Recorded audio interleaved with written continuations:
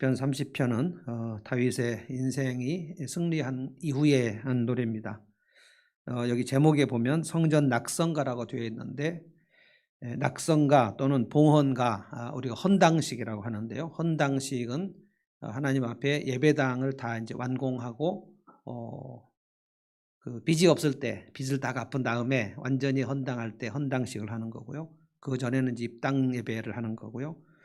그런데 사실은 이제 어려운 것은 다윗이 성전을 봉헌한 일이 없는 것이기 때문에 해석상에 좀 어려움이 있습니다. 다윗은 성전을 지으려고 했지만 하나님께서 허락하지 않으셨거든요. 그래서 솔로몬에게 성전 봉헌을 하도록, 그래서 솔로몬이 나중에 성전을 봉헌하는 그 식을 올리죠.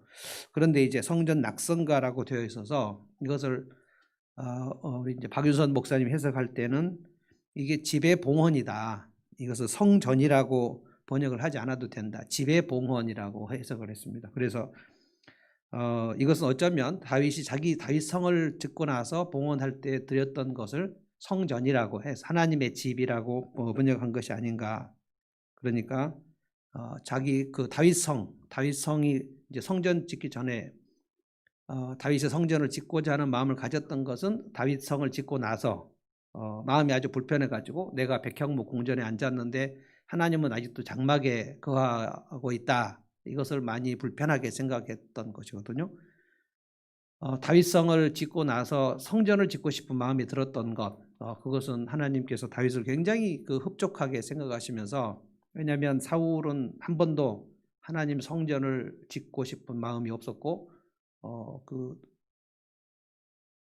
가나안 땅에 이스라엘 백성 들어온 이후에 계속해서 텐트 성막에 거하여 있었는데 거기에 대해서 400년 동안 사사시대 때도 누구 한 사람 하나님의 집을 지어야 되겠다 생각한 사람이 없었고요.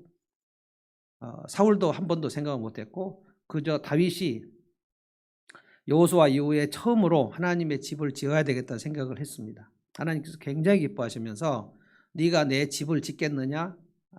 아니다. 내가 네 집을 짓겠다. 그 집이라는 게 다윗의 왕조를 지금 얘기하는 거였습니다. 굉장히 하나님 앞에 그 흡족한 생각, 하나님은 우리의 생각을 굉장히 중요하게 보시는 것 같아요. 하나님 중심을 보시기 때문에 그의 행동은 결과로 나오는 것이고 생각이 다 나오는 거거든요. 그런데 이제 오늘 이 다윗 인생 승리의 노래를 할 때에 다윗이 굉장히 어려운 그런 단어들을 많이 썼습니다. 1절부터 3절까지 보면 그 세 번역은 수렁에서 끌어냈다는 말도 썼고요. 수렁, 그리고 무덤이란 말은 두 번이나 썼고요. 무덤으로 내려갑니다. 무덤으로 내려갑니다. 스올에서 나를 끌어내시고, 그러니까 1절, 3절 보면 끌어내셨다, 건져내셨다라는 말씀이 굉장히 많이 나옵니다. 다윗은 이 원수들이 참 많아요. 왜 그렇게 나에게는 원수가 많을까요? 다윗이 그렇게 한탄하고 막 호소한 적도 있었습니다. 그런데 두 번 다 무덤에 들어가고 소홀에 빠져 들어가는 다윗을 하나님이 건져주셨다. 그러니까 그 모든 고난이 다 끝난 다음에 지금 드리는 찬송입니다. 1절부터 5절까지 보면 주님께서 나를 끌어내 주셨는데 그의 대적에 의해서 원수가 나를 보면서 기뻐하지 못하게 하셨다. 그러니까 이제 승리했다는 건데 그 원수는 다윗을 수렁으로 밀어넣어 버렸거든요. 끌어올렸다. 무슨 상황인지 사울이 군사를 보내서 다윗을 죽이려고 했던 건 분명하지만 사실 어떤 상황인지 정확하게는 알 수 없습니다. 아무튼 그 죽을 뻔한 그런 위태로운 시간, 함정에 빠진 시간, 이런 겁니다. 우리가 지금 계속해서 시편을 보고 있는데 다윗의 시가 엄청 많습니다. 그리고 다윗의 시 중에 거의 대부분은 고난 속에 있는 시. 그러니까 다윗의 인생은 아버지 집에 있을 때, 양칠 때, 그때 가장 한가로운 시간이었고요. 10대 초반, 그때가 가장 한가롭고 골리앗 죽이고 나서 전면에 나섰을 때부터 30살 때까지 엄청난 고난. 그러니까 우리가 시편을 지금 보면 계속 거의 우리 새벽마다 매일 성경 할 때 보면 비슷한 그 고난이 엄청 많이 나오고 원수들이 엄청 많이 나오고, 그러니까 우리는 야, 이건 무슨 이렇게 시편은 고난이 많은가. 그런데 실제로 다윗은 그 시간마다 절절히 하나님께 지금 간구하고 부르짖고 하는 것이었거든요. 실제 상황인 거죠. 꼼짝할 수 없는 그런 상황 속에서 하나님께 부르짖었다요. 부르짖었다. 2절에 보면 여호와 내 하나님이 내가 주께 부르짖었습니다. 그래서 주님이 나를 고쳐주셨습니다. 상황을 바꾸셨어요. 그래서 수월해서 끌어내셨습니다. 그런데 이 시간은 지금 다 지나간 시간이에요. 그래서 이번 주일도 제가 34편을 지금 준비하고 있는데 모든 고난은, 극심한 고난은 다윗의 삶에서는 다 지나갑니다. 지나가요. 정말 죽을 것 같은데도 다 지나가요. 왜 지나가는가? 그때 하나님 앞에 부르짖어요. 두 가지입니다. 우리 인생 승리하는 방식은 딱 두 가지. 죽을 것 같은 어려운 시간들이 계속돼요. 그런데 그 시간마다 계속 부르짖어요. 그러면 다 지나가요. 그게 인생 승리입니다. 그리고 나서 지금 서두에 말씀드린 것처럼 다윗이 자기 다윗성을 봉헌한 것으로 보이는 이 집을 건축하고 하나님 앞에 드리는 낙성가를 지금 부르는 겁니다. 아픔과 고통의 시간이 다 지나갔어요. 아마도 지금 30살 이후 왕이 될 때가 30살이었고 한 지파의 왕일 때 유다 지파의 왕만 7년 하고요. 그 다음에 이제 예루살렘에 가서 12지파 모두가 다윗을 왕으로 기름 부을 때 그때 37살. 그러니까 지금 이 모든 시간은 어려움은 다 지나가고 고통의 시간은 다 지나가고 다시 이제 평안한 때에 돌아보면서 지금 노래하는 겁니다. 내 지난 날에 그 원수가 나를 수렁으로 집어넣고 수월로 집어넣고 무덤으로 집어넣으려고 했는데 그때 내가 부르짖었다. 이게 시편 20편부터 우리 계속 하는데 계속 연속으로 나옵니다. 그러니까 우리도 인생이 그렇게 고통의 연속이고 고통이 있을 때마다 하나님 앞에 부르짖는 연속이고 그렇게 해서 한 고비씩 한 고비씩 넘어간다. 이런 것을 봐야 되지. 내가 이만큼 기도해가지고 응답되면 그 다음에는 아무런 어려운 시간이 없을 거다. 그러면 다윗이 뭐라고 그러겠어요? 난 안 그랬다. 어려움이 없는 것이 아닙니다. 사실 왕이 된 이후에도 어려움이 있었어요. 압살롬 반역이 또 있었습니다. 또 유혹도 있어서 밧세바로 넘어짐도 있었습니다. 그러니까 계속 어려움이 있습니다. 그런데 그것을 어떻게 한 고비씩 한 고비씩 넘어가는가 하면 부르짖으면서 넘어가는 거예요. 이 시간을 갖지 못하면 어려운 시간은 계속 오는 건데 부르짖는 시간을 갖지 못하면 그는 넘어져서 수렁으로 들어가 버리는 거죠. 다윗이 지금 다윗성 궁전을 완성하고 하나님께 봉헌할 정도로 인생이 다 탄탄하게 되었을 때 돌아보니까 그때 하나님께서 내 편이셨다. 내 편이셨다. 그리고 이제 4절에 주의 성도들아, 성도들은 이제 이스라엘 백성들인데 우리는 다윗 왕국의 예배, 다윗 왕국의 예배가 좀 절정이었던 것을 우리는 생각해야 됩니다. 예배가 절정이었고 그 나라도 강성했고 다윗 시대에는 제가 자주 얘기합니다만 다윗 시대 지금부터 3000년 전 그러니까 아브라함부터 다윗까지가 1000년이고요. 다윗부터 예수님까지 1000년인데 딱 그러니까 지금 3000년 전입니다. BC 3000년 그때는 세계를 호령하는 제국이 없습니다. 그 전에도 있었고 그 이후에도 있었어요. 이집트가 있었죠. 애굽 제국이 엄청나게 컸는데 다윗 왕국 때는 이집트가 아주 힘이 없었어요. 그리고 다윗 왕국이 몰락하는 그 시간부터 아수르, 바벨론, 페르시아, 헬라, 로마 그러니까 다윗 왕국이 튼튼하게 있었을 때는 전체 세계 열방에 다윗 왕국을 넘볼 수 있는 나라가 없었어요. 만약에 다윗 왕국이 솔로몬 이후에 끝까지 다윗의 길로 걸어갔었다면 엄청난 일이 일어났을 거예요. 만약이라는 게 없죠. 4절에 주의 성도들아, 이 말은 이스라엘 백성들에게 이제 자신의 그 믿음, 자신의 찬송을 백성들에게 좀 얘기하는 겁니다. 34편 제가 준비하다가 오늘 하루 종일 그 생각했는데 아둘람 동굴에서 이스라엘 백성들 인생 망한 사람들 전체 모였을 때 다윗이 찬송을 가르치고 하나님 경외하는 법을 가르쳤는데 그 이스라엘 백성들의 믿음의 그 수준이 확 올라가요. 예배의 질이 확 올라가요. 다윗이 그거를 계속해서 교육시킵니다. 4절 다시 한번 봅니다. 주의 성도들아 여호와를 찬송하며 그의 거룩함을 기억하며 감사하라. 그리고 이제 우리가 외우면서 기도할 그 귀절이 두 귀절인데 5절과 11절. 5절부터 보겠습니다. 그의 노여움은 잠깐이요 그의 은총은 평생이로다. 저녁에는 울음이 깃들일지라도 아침에는 기쁨이 오리로다. 우리가 성경을 묵상할 때 제일 먼저 해야 될 것은 무엇이 반복되어 있는가 하는 겁니다. 반복된 그 단어가 그 본문에서 하나님이 말씀하실 핵심적인 단어들이거든요. 또 하나 할 것은 대조되는 것이 무엇인가. 반복, 대조, 강조 이런 것들을 이제 살피는 겁니다. 자, 큐티 할 때 제가 계속 가르치는 게 그겁니다. 자, 5절을 보면 뭐가 대조가 됐는가? 노여움과 은총. 노여움은 잠깐이고 은총은 평생. 엄청난 차이가 있는 거예요. 그러니까 주님이 잠깐 우리에게 진노하셨다가도 우리가 주님 앞에 부르짖고 살려달라고 얘기하고 잘못했다고 얘기하면 그 은총은 평생 간다 이거예요. 저녁에는 울음이 깃들일지라도 여기서 울음이 깃들인다는 것이 제가 가지고 있는 옛날 개혁 성경, 지금 이건 개정 개혁이거든요. 개정 개혁을 할 때 울음이 깃들인다는 표현을 썼는데 옛날 개혁 성경에는 울음이 기숙한다라고 됐어요. 옛날에 저 어렸을 적에 울음이 기숙할지라도라는 말을 썼는데 기숙사, 기생, 기생충 할 때 그 기자는 무슨 기자입니까? 달라붙는다는 뜻이에요. 달라붙어요. 그러니까 밤새도록 눈물과 울음이 나를 달라붙어 버렸다는 것은 그냥 마르지 않고 계속 흘러내릴 정도로 고통스러웠다는 거예요. 울음이 기생을 해버려요. 내 눈에 눈물이 붙어버려요. 이렇게. 저녁에는 울음이 기생할지라도 아침에는 기쁨이 오리로다. 그러니까 어때요? 이거 다 지나가더라는 거예요. 그 사이사이에 뭘 했다고요? 부르짖었어요. 계속 부르짖죠. 하나님, 이 밤의 눈물이 언제까지 없어질까요? 계속 눈물이 흐르는 시간. 그 심리학 전문가들이 얘기하는 건데 눈물이 흐르는 것은 굉장히 정신건강에 좋대요.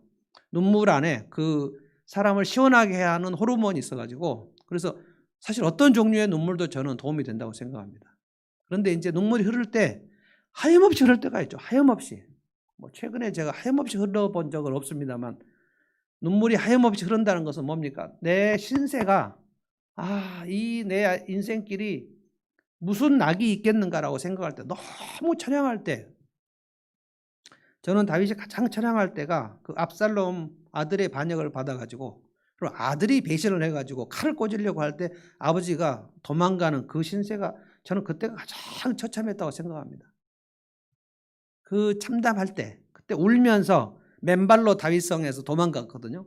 그리고 이제 다윗의 부하들도 다 도망갑니다. 왜냐 압살롬 군대가 쳐들어왔는 이스라엘 민심을 다 몇 년 동안 준비해가지고 압살롬은 정말 머리가 좋고 아주 뛰어난 아들이었습니다. 다윗의 아들 중에 가장 뛰어난 아들이에요. 그 아들이 아버지를 반역해가지고 모든 준비를 해가지고 이렇게 진격에 올 때 다윗의 본래 친구들 그러니까 다윗에게 그걸 모사라고 하죠. 카운셀러들 그 왕을 그 조언해주는 사람들 이 사람들도 다 압살롬이 다 이미 다 포섭해버렸거든요. 그래서 도망갑니다. 그때 울면서 맨발로 도망가는 그 모습입니다. 내가 아들의 배신을 받아가지고 여기서 도망가는구나. 그럴 때 울면서 갈 때 그 심정이 아마도 그때 압살롬 반역을 받을 때는 지금 이 시편 30편 오늘 이후에 있었던 얘기이기 때문에 또 이런 시간이 와야 될 거예요. 저녁에는 울음이 깃들일지라도 밤새도록 눈물이 나는 그 시간도 있었다는 거예요. 그런데 아침이 되더라는 거예요. 누가 아침을 맞이하게 하시는가? 지나가게 하시는가? 밤새도록 눈물을 지나가게 하시는 하나님, 아침이 오게 하시는 하나님이 있더라는 거예요. 아침이 오면 또 뭐가 옵니까? 기쁨도 오더라는 거예요. 그러니까 이게 지금 대조되죠. 노여움은 잠깐이요, 은총은 평생이고 저녁에는 울음이 깃들일지라도 아침에는 기쁨이 온다. 그러니까 눈물이 없어지는, 눈물이 말라요. 눈물이 마르는 날이 있더라는 거예요. 그러니까 우리 인생길은 다윗이나 요셉이나 욥을 생각해 보면 또 뭐 다니엘도 마찬가지입니다. 생각해 보면 계속 고난이 있고 왜 나를 못 잡아먹어서 안달인지 모르는 그 사람들도 우리 일터에는 정말 있고요. 한 명만 있으면 참 다행이고 상당히 많은 사람들이 집단으로 나를 잡아먹으려 하는 시간들도 많이 있습니다. 물론 우리가 일을 잘못했을 때나 우리가 아주 뭐 재수가 없이 보여서 그럴 수도 있지만 그렇지 않아도 나의 존재가 그 사람에게 박탈이 되는 그런 경우가 있어요. 다윗이 등장했을 때 사울은 박탈감을 느꼈거든요. 그래서 평생 원수가 되기로 작정하지 않았습니까? 그리고 죽이려고 덤벼드는데 다윗이 맨 하나님 앞에 고백하는 게 도대체 하나님 왜 내가 뭘 이렇게 많이 잘못했습니까? 요셉은 뭘 잘못했습니까? 뭐 욥은 또 뭘 잘못했습니까? 사도 바울은 뭘 그렇게 많이 잘못했습니까? 사도 바울 뭐 헌금 횡령했다는 소리 듣고 거짓 사도라는 소리 듣고 거짓말장이라는 이중적이라는 소리 듣고 그러니까 가장 그렇게 살지 않겠다고 다짐한 그 내용을 욕을 먹는 그런 시간들이 있다는 거예요. 그런데 그때마다 어떻게 했다? 그때마다 부르짖었다는 거예요. 부르짖었더니 그 고비를 다 넘어가게 하시더라는 거예요. 여러분 사망의 엄청난 골짜기를 지나갈 때 한 번도 무섭지 않고 그 양들이 거기를 갔다. 말도 안 되는 소리입니다. 두려움이 없다는 것은 단 한 번도 두려움이 엄습하지 않았다 뜻이 아닙니다. 그 두려움이 왔을 때 하나님의 이름을 불러서 아 하나님이 여기 계시구나. 하나님 여기 계시구나. 그 생각을 고쳐먹었다는 뜻입니다. 그러니까 고비가 있어요. 낙심을 하고 다시 일어나고 또 넘어지고 또 일어나고 하는 것을 의인이라고 얘기했어요. 그러니까 내가 지금 하나님의 진노 속에 있다 할지라도 내가 밤새도록 눈물이 딱 달라붙어 가지고 그냥 마르지 않고 흐르는 시간이라 할지라도 뭐가 온다는 거예요? 주의 은총이 온다는 거. 그다음에 다시 아침이 온다는 거. 다시 기쁜 일이 있다는 거.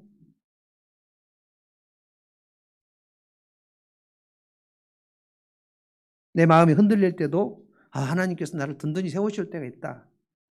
내가 쓰러질 때도 아 나를 일으키시는 분은 하나님이시다. 이걸 생각해야 된다는 거예요. 6절에 보면 다윗이 좀 방심해 갖고 넘어진 장면들이 나옵니다. 내가 형통할 때에 말하기를 잘 나갈 때 이렇게 말했다는 거예요. 나는 영원히 흔들리지 아니할 것이다. 잘 나갈 때는 누구든지 그런 생각이 들죠. 내가 좀 비즈니스가 안정되면 아 이제는 좀 잘 나가겠다. 또 자식이 무슨 일이 좀 잘 되고 그러면 아 이제 좀 안심이다. 나는 뭐 교회 봉사도 하고 예배도 드리고 헌금도 이만큼 하고 그러는 가정들이 되게 많거든요. 웬만큼 다 해요. 예를 들어서 한 50쯤 된 교회 장로님은 사업도 웬만큼 하고 그러면 이제 자녀들도 좋은 대학 탁탁 들어가고 뭐 집도 사고 뭐 투자도 좀 해가지고 일이 잘 돼서 모든 분야에 좀 안정되게 보이는 그런 장로님들이 있습니다. 한 50대 중반쯤 되는 장로님들. 그런데 봉사도 잘하고 목사님한테 섬기는 것도 잘하고 그래서 야 저런 장로님 참 신앙생활 하더니 하나님께 복받았다. 그러는 분들이 있어요. 많이 있어요. 자 그런 경우에 6절에 해당되는 거예요. 내가 형통할 때 말하기를 나는 흔들리지 않을 것이다. 뭡니까? 방심하는 거죠. 내 신앙도 그렇고 내 사업도 그렇고 내 자녀도 안정권이다 라고 생각이 돼서 방심한 거예요. 언제 다윗이 방심하죠? 암몬 전투. 다윗은 그 밧세바를 범하던 그날만 다윗이 전쟁터에 선봉장으로 안 나갔습니다. 다윗은 전쟁을 할 때 선봉장으로 안 나간 적이 없어요.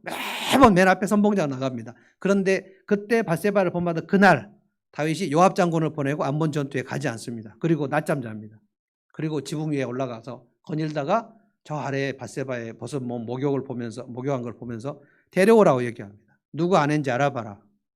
그러니까 딱 봤을 때 처녀가 아니라는 것을 알 수 있었던 거 봐요. 그런데 우리아의 아내입니다. 충실한 부하였거든. 우리아는 햇사람입니다. 햇사람이라는 것은 가나안 족속 중에서 귀화를 했다는 것입니다. 그러니까 이방인에서 귀화를 했기 때문에 훨씬 다윗에게 충성하고 신앙심이 투철하고 이랬을 거예요. 우리아 전쟁 때 나갔습니다. 요압 장군 바로 뒤에 있는 사람인데 우리아 아내다라는 것을 알고도 데려와라 그래가지고 욕심을 취했죠. 방심입니다. 방심. 자기의 권력을 함부로 써도 될 것처럼 이제 생각되는 거예요. 이제 다 너무 튼튼하니까 너무 안정되니까. 또 한 번 다윗이 죄를 범한 거는 이제 거의 말년쯤에 요압에게 우리나라 인구를 조사해 와라. 요압이 그때 처음으로 다윗 앞에 바른 말을 합니다. 요압은 그렇게 영성이 뛰어난 사람이 아닌데 이 다윗에게 한번 대항을 합니다. 왕이시여 그것은 주님의 말씀에 인구 조사는 하지 않기로 되어 있습니다. 인구를 조사한다는 것은 그것은 내 왕으로서의 내 능력이 얼마인가를 드러내서 자랑하려는 그 동기가 있기 때문에 신명기 하나님께서 인구조사를 못하게 했거든요. 그런데 왕의 명령이 급박합니다. 가서 해. 그래서 요압이 인구조사를 하는데 하나님께서 진노하시죠. 그게 뭡니까? 전부 정욕, 탐욕, 권력 이제는 괜찮겠지 하고 있을 때, 그러니까 다윗이 고난 속에 있을 때는 그렇게 많은 범죄를 하지 않아요. 왕이 된 다음에는 범죄를 합니다. 밧세바도 범하고 인구조사도 하고. 내가 형통할 때에는 내가 흔들리지 않을 것이다 라고 생각했는데 7절에 보니까 주께서 나를 산같이 굳게 세우셨을 때, 야, 이제는 내가 거의 내 인생은 튼튼하다 그랬는데 어떻게 됩니까? 주의 얼굴을 가리심에 주님의 얼굴을 돌리셨을 때 그때 바로 근심이 들어오더라는 거예요. 그러고 나서는 굉장히 영혼이 메말라져 버립니다. 내일 본문인가요? 우리가 제가 지금 오늘 본문 묵상하고 설교하고 내일 본문을 또 혼자 묵상하고 내일 새벽기도 준비하고 주일날 본문을 또 준비하고 그러다 보니까 어디 본문인지 모르겠어요. 막 다윗은 지금 저와 같이 다윗은 막 고난 속에 막 들어가 있는 거예요. 그래서 계속 부르짖는 생각밖에 안 나는 거예요. 그러니까 다른 것이 없어요. 다윗의 인생에는 고난이 많고 부르짖음이 많아요. 그리고 그것이 다 끝나요. 그때마다. 그러니까 고난이 많을 때 부르짖지 않으면 그건 인생이 아작나는 거예요. 고난이 없는데 부르짖지 않았다. 그것은 지금 오늘 이 말씀 방심에 해당되는 거예요. 그러니까 형통할 때도 부르짖어야 되고 고난 속에도 부르짖어야 되고 부르짖음은 필수예요. 그런데 그 인생이 올라갔다 내려갔다 하는 거예요. 그런데 내려갈 때도 부르짖고 올라갈 때도 부르짖으면 그 사람은 주님과 동행하는 건데 우리는 계곡으로 내려갈 때는 낙심돼서 떨어져 버리고 좀 잘 될 때는 교만해서 떨어져 버리고 마귀는 우리를 낙심시키기도 하고 교만하게 만들기도 하고 달콤하게 하기도 하고 무섭게 하기도 하고 둘 중에 하나인데 어떻게 해야 할지 모르고 그냥 분간을 못하고 하나님께 부르짖지 않고 그냥 가만히 있다가 마귀에 그냥 휩싸여 버리죠. 다윗도 그랬어요. 아브라함도 그랬어요. 교만하고 방심하면 하나님이 얼굴 한번 딱 가리우시면 그날부터 딱 어두워져 버리더라는 거예요. 그러니까 중요한 건 뭡니까? 지난 주일날도 말씀드렸죠. 주님의 집으로 들어가야 되고 그 다음에 주님에 들어가서 무엇을 구해야 되죠? 주님의 얼굴입니다. 제가 이것을 어젠가 그젠가 다시 이제 내가 주일날 설교한 얘기를 뭘 설교했나 가만히 생각하면서 주님의 얼굴을 구해야 된다 할 때 이제 야곱의 분이엘을 얘기했잖아요. 분이엘. 그런데 주님의 집으로 들어가고 주님의 얼굴을 구해야 된다라는 설교를 했는데 주님의 얼굴을 야곱이 구한 거, 그래서 분이엘을 만난 거는 생각했는데 딱 그 왁구라고 하죠. 왁구가 딱 맞는데 주님의 집으로 들어가는 건 뭐냐면 베델이거든요. 베델. 그러니까 야곱의 인생은 베델하고 분이엘밖에 없는 거예요. 가운데 엘 베델이 하나 더 있습니다만 베델은 주님의 집이고요. 그 분이엘은 주님의 얼굴이에요. 이렇게 설교했으면 참 좋았겠다는 생각이 설교 끝나고 며칠 후에 생각합니다. 오늘 지금 해보는 거예요. 지금 다시. 주님의 얼굴을 한번 우리에게서 돌리시고 가리우시면 주님의 얼굴빛이 우리에게 비추지 않으면은 우리는 아무리 뭘 잘하려고 해도 그때 딱 올스톱 돼버려요. 마치 산소통이 와가지고 나를 숨쉬게 하는데 산소통이 딱 공급이 중단되면 그날 쭉 떨어져 버리는 거 마찬가지. 그래서 다윗이 또 부르짖었습니다. 8절에 보면 여호와여 내가 부르짖고 간구합니다. 내가 무덤에 또 내려가는 것 같습니다. 아까 1절에 무덤에 내려가는 것은 원수 마귀가 무덤에 내려가게 전략을 짜가지고 함정에 넣는 건데 지금 이 무덤 8절의 무덤은 주님이 얼굴을 가리우셔서 그냥 깊이 들어가는 거예요. 그때 뭐라고 기도합니까? 주님 내가 죽으면 어떻게 찬송하겠습니까? 진토가 어떻게 주를 찬송하겠습니까? 좀 살려달라는 거예요. 주님이 얼굴을 한번 돌리시면 그 인생은 그 시간부터 영원히 말라버립니다. 아브라함이 언제 영원히 말라버렸는가? 우리는 잘 알고 있습니다. 75세에 하나님께서 아들 주시겠다고 했는데 75세에 부름받고 그 믿음으로 가나안 땅으로 오지 않습니까? 그리고 나서 이제 또 이집트 내려가는 또 그런 범죄도 했지만 하나님께서 계속 아들 주시겠다 그래서 약속을 다 이렇게 붙들고 있었는데 10년 기다렸는데 아들이 생기지가 않는 거예요. 그때 사라가 내 여종 하갈이 이집트 여인인데 여기서 아들 낳자라고 얘기하니까 그냥 자기 능력을 한번 낳아보자. 그리고 아들을 낳았는데 그게 86세였다. 그러니까 85세 75세에 부름받고 약속 기다리다가 10년 기다리다가 넘어져 버렸어요. 하나님께서 나를 붙드시지 않는구나, 나를 돌보시지 않는구나 생각했어요. 그 86세에 아들을 낳았는데 그때부터 하나님께서 얼굴을 돌리십니다. 아브라함이 이스마엘 낳는 그 모습을 하나님 굉장히 싫어하십니다. 사실 지금도 아랍 족속, 팔레스타인 그 모든 분쟁, 거기가 이 세계의 화약고 아닙니까? 화약고. 거기가 다 이스마엘 족속 때문에 그런 거거든요. 아브라함이 조금만 더 믿음으로 기다렸다면 지금 중동에 이런 전쟁들이 없을 텐데. 하나님이 아브라함 86세부터 99세까지 그냥 얼굴을 돌리십니다.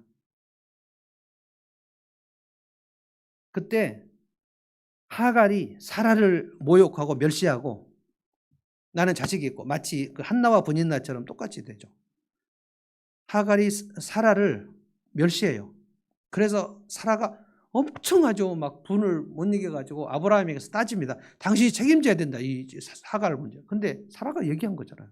사라의 제안에 따라서 아브라함이 한 건데 사라가 아브라함을 막 들이댑니다.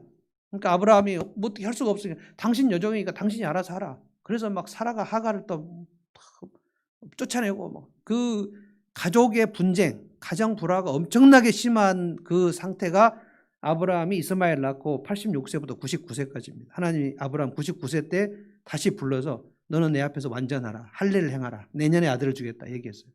그러니까 하나님이 얼굴을 돌리시면 13년간 돌리시죠. 그러면 영적으로 쇠약해져 버려요. 그래서 주님의 집으로 들어가서 주님의 얼굴을 구하는 것, 주님의 얼굴을 어떻게 구할까? 그냥 기도를 하십시오. 주님의 얼굴을 구합니다 라고 기도를 하시는 거예요. 주님은 어떻게 의지하는가? 어떻게 하라고요? 주님을 의지합니다 라고 하는 거예요. 그걸 마음을 실어서 주님, 제가 주님을 의지합니다. 이 기도가 어려워서 못하는 사람이 있겠습니까? 주님을 의지합니다. 주님 나를 도와주십시오. 나를 불쌍히 여기십시오. 이 세 기도를 계속 하자는 거예요. 언제까지 하고 그쳐도 될까요? 아들 대학교 졸업하면 그쳐도 될까요? 딸 시집가고 나면 그쳐도 될까요? 우리는 그냥 계속 이 기도를 하면서 고비고비를 넘어가는 겁니다. 지금 뭐 여기에 아들 중학교 가는 사람도 있고 아들 중학교 들어가서 힘든 사람도 있고 아들 다 장가 다 보내가지고 손자들 때문에 기도하는 사람도 있고 아들 이민 가서 힘든 사람도 있고 뭐 자녀가 몇 살 때면 내가 주님 도와주십시오 기도를 안 해도 되는 겁니까? 그럴 수가 없어요. 계속 기도하는 겁니다. 계속. 10절에 여호와여 들으시고 내게 은혜를 베푸소서. 내가 잘못했다는 거예요. 내가 방심하지 않겠습니다. 다윗이 밧세바 범하고 난 다음에 하나님께서 그 아기를 죽이시지 않습니까? 그때 나단 선지자가 와서 다윗을 굉장히 엄하게 혼냅니다. 정말 살아있는 거죠. 사울 같으면 나단 선지자 그 시간 죽습니다. 당신이 그 사람이다 막 얘기할 때 다윗이 침상이 눈물로 적실 정도로 하나님 앞에 회개합니다. 납작 엎드려가지고. 10절에 여호와여 들으시고 내게 은혜를 베푸소서. 여호와의 나를 돕는 자가 되소서. 잘못했다는 거, 잘못했습니다. 그러니까 하나님께서 또 들어주셔요. 그 기도를 들어주십니다. 하나님은 그냥 엎드리고 납작 엎드리는 사람에게 굉장히 약하십니다. 이스라엘 역사에서 가장 악한 왕이 아합 왕인데 아합 왕이 딱 한 번 하나님께 겸손하게 엎드렸어요. 그때 하나님께서 엘리야를 불러가지고 내 종 아합이 엎드린 것을 네가 보느냐 하고 자랑하십니다. 얼마나 좋아하시는지 몰라요. 단 1분이라도 주님 앞에 엎드리는 것을 주님은 정말 좋아하십니다. 그래 네가 이제 엎드리는구나. 근데 제일 무서운 죄가 자율주의. 내가 알아서 하겠습니다. 하나님 앞에 내가 알아서 하겠다. 토기장이한테 내가 알아서 하겠다는. 그것이 가장 교만이죠. 내가 왜 예수를 믿냐? 내 인생은 내가 알아서 하겠다. 그래서 지옥 가는 거예요. 다윗이 철저하게 회개하고 또 하나님께 도와달라고 하고 나를 돕는 자가 되달라고 하니까 11절이 어떻게 됩니까? 오늘 이 11절이 중요하다고 그랬죠. 5절과 11절. 이것은 그냥 외우시고 마음속에 새기시면서 계속 기도할 내용입니다. 5절과 11절. 11절을 우리 한번 읽어볼까요? 자기 성경 갖고 한번 읽어보십시오. 11절. 주께서 나의 슬픔이 변하여 내게 춤이 되게 하시며 나의 베옷을 벗기고 기쁨으로 띠띠우셨나이다. 뭐를 뭘로 바꿨다고요? 대조가 뭐가 됩니까? 지금 슬픔을 뭘로 바꿔요? 춤이 되게 하셨다고 하는 거예요. 춤이 되게. 나의 베옷은 상복입니다. 상복. 죽었을 때 입는 게 상복이죠. 이스라엘이 금식하고 베옷을 입고 머리에 재를 뒤집어 쓰고 하나님 앞에 회개할 때가 베옷입니다. 그런데 그 베옷을 벗겨셔요. 그리고 기쁨으로 헛띠를 띄우셨다는 거예요. 그러니까 슬픔은 춤이 되게 하시고 베옷은 기쁨으로. 지금 이게 성전 낙성식, 다윗성 봉헌식. 야, 내가 인생이 어떻게 지금 이제까지 왔나 한번 돌아보자. 쭉 돌아봤더니 그때 내가 막 그 슬픔이 있었을 때, 눈물이 막 마르지 않고 계속 흐를 때, 울음이 기속할 때, 저녁이 있었을 때, 그때 그것을 내게 춤으로 바꾸셨네. 와, 바꿔주셨구나. 내 베옷을 벗기시고 나를 기쁨으로 띠를 띄우셨다. 모든 것이 다 변화돼요. 그러니까 슬픔의 기도가 기쁨으로 바뀌는 것. 한나만큼 슬픈 사람 없었습니다. 한나는 마음이 원통한 여자라고. 자기를 얘기할 때 대지사장님, 저는 마음이 원통한 여자입니다. 아들도 없는데 분인 나가 아들 없다고 너는 저주받는 여인이라고 고박을 했죠. 얼마나 괴로웠는지. 그런데 하나님 앞에 나가서 기도를 했죠. 한나가 하나님께 기도하고 난 다음에 항상 저는 그 말을 기억합니다. 한나가 하나님 앞에 기도하고 나서 돌아갈 때 그 얼굴에 수색이 없었다. 얼굴이 어둡지 않았다는 거예요. 기도하고 나서 얼굴이 어둡지 않았어요. 아, 하나님께서 내 기도를 들으셨구나. 마음속에 확신이 있었어요. 그러고 나서 10달 뒤에 사무엘이 나왔죠. 하나님께 그 영혼이 딱 붙어서 하나님 도와주십시오. 도와주십시오. 하나님 불쌍히 여기십시오. 주님 내가 주님을 의지합니다. 막 이렇게 얘기해요. 그 얘기를 마음을 실어서 100번을 하셔도 상관없어요. 이건 중언부언이 아닙니다. 중언부언을 주문 외우는 걸 중언부언이라고 합니다. 그러면 하나님께서 그 기도를 들으시면 맨 먼저 마음과 생각을 지키시고요. 상황을 먼저 바꾸시지 않습니다. 절대. 마음과 생각을 지키신다. 하나님의 평강이 마음과 생각을 지키신다. 아, 그렇구나. 하나님께서 나를 도우시는구나. 이 확신을 주십니다. 그러면 그 상황이 그렇게 문제가 없게 보여요. 상황이 작게 보여요. 내 속에 심령이 충만해지면 상황이 작게 보여요. 와, 하나님이 함께 하시는데 뭐가 문제겠어? 이런 생각이 들어요. 그리고 상황이 바뀝니다. 그러고 나서 관계가 바뀌고요. 그러고 나서 물질도 들어오는 거고요. 그러고 나서 길이 열리는 겁니다. 그래서 다윗이 지금 자기 집을 다 짓고 나서 돌아보는 거예요. 그때 원수에 의해서 내가 수렁으로 막 들어갈 때가 있었지. 내가 그때 방심해가지고 그때 하나님 앞에 혼날 때도 있었지. 그런데 내가 주님 앞에 엎드렸더니 주님의 노여움은 잠깐이었고 그의 은총은 평생이구나. 와, 정말 하나님 앞에 내가 엎드린 걸 정말 잘했다. 그러면서 너희 성도들아 다 하나님을 찬송하자 얘기하는 겁니다. 오늘 또 우리가 두 가지를 생각했어요. 다음 주일 또 얘기할 거예요. 아둘람 동굴에서 드리는 찬양은 정말 그 참담한 기도입니다. 참담한 기도. 제가 제목을 낮은 자의 기도라고 잡았어요. 낮은 자의 기도. 낮아진 그 상황 속에서 인생이 다 망한 상황 속에서 아둘람 굴의 리더도 인생이 망했고 다윗이 왕이 죽이려고 하니까 망한 거죠. 근데 거기 따라온 400명도 인생이 망한 사람들, 거기에 환난당한 자, 마음이 원통한 자, 그리고 경제 빚으로 시달리는 자, 그러니까 빚으로 도망다니는 사람들을 인생은 망한 사람 400명이 아둘람 다 모여요. 거기서 다윗이 찬양을 가르칩니다. 그런데 그 동굴에 하나님의 광채가 비쳐요. 거기서 그 마음이 원통한 것이 막 풀어져요. 치유가 일어나요. 그 사람들이 다 다윗 왕국 용사들이 됩니다. 400명이 600명이 되고 600명이 1000명이 되고 나중에 막 그 다윗에게로 몰려오는 사람들이 하나님의 군대 같은 사람들이 몰려왔다는 그게 다윗 왕국 용사들입니다. 그러니까 지금 수렁에 들어가는 것 같은 것을 여러분이 그렇게 개의치 마십시오.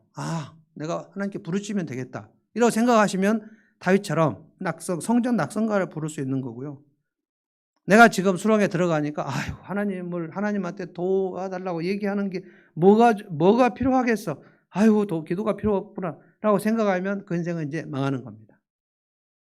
대적이 만든 수렁 속에 들어가도 부르짖으면 나올 수 있고 끌어올리시고, 내가 방심하고 교만해서 죄를 지어가지고 내 영혼이 메말랐더라 할지라도 깨닫고 하나님 도와주십시오. 무덤에 내려가는 상황 속에서 하나님이 끌어올려 주셨다.